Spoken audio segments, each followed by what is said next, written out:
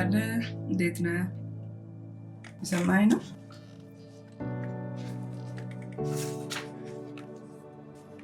የሰማይ ነው። በቃ አልሰማም ብለህ ቀረህ። መጣሽ?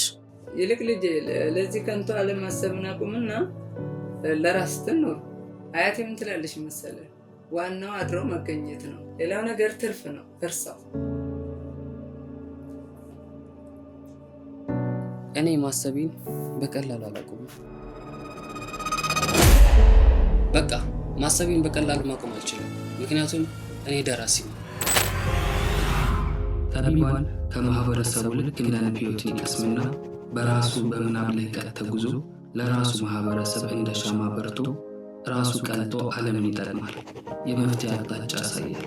መዋደድ፣ ፍቅርን፣ መተሳሰብ፣ አንድነትን ይሰብካል። ብቻ በሀሳብና በምናብ ዓለም ውስጥ የሚኖር እኔ አንድ ደራሲ ነው።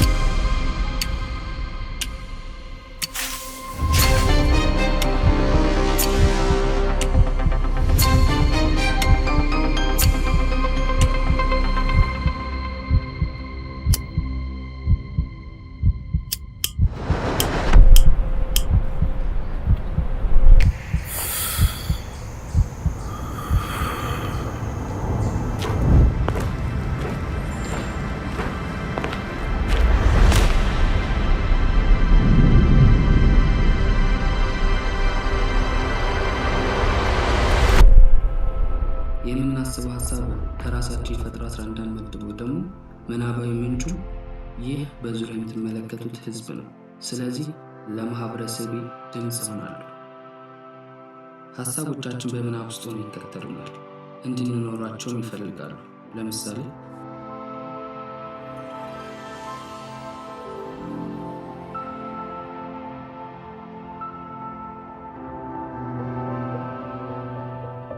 ሰው ከንቱ ሰው ጥሩ ስል ምናልባት ሀሳብ ላይሆን ይችላል። ሀሳብ ሁሉ አይጻፍም፣ የተጻፈ ሁሉ አይኖርም። ምክንያቱም እኔ ለሰው ልጅ አቅጣጫ የማሳይ አንድ ደራሲ ብቻ ነው። በነገራችን ላይ የምታስበው ሀሳብ ሊያንጽ ሊያሳድግ ብቻ ሳይሆን ዓለምን ከምድረ ገጽ ሊያጠፋ እንደሚችል አታውቅም? አልተሳሳትክም፣ ልክ ነህ። ጥበብ ለሰው ልጅ መድኃኒትም መርዝም ነው። የያዝከው መሳሪያ ሰውን ለመግደል ለማዳን ትጠቀምበታለህ ወይ ራስን ለመከላከል ትጠቀምበታለህ። ጥበብን በዚህ መንገድ ነው የምንረዳው። የያዝከው ብዕር ሀገርን ከሀገር ብሔርን ብሔር ጋር ታጋጭበታለህ። እዚህ በላይ መስማት አልፈልግም። እዚህ በላይ መስማት በቃ። በምናቤ እንድጠፋ እኔ ፍቃደኛ ነኝ። ተደራሲያን ግን እንዲኖር እፈልጋለሁ። ለዛ ነው እንዲህ የተባባልን። በጥበብ ዛል ልክፍት የተለከፈ ሰው ይድናል አትበሉ፣ በሽታው ከባድ ነው። እየጻፈ እንዲሞት ፍቀዱለት በቃ፣ እርሱ እየታመመ ትውልድ እንዲነቃ። እኔ ማሰቤን በቀላል አላውቅም።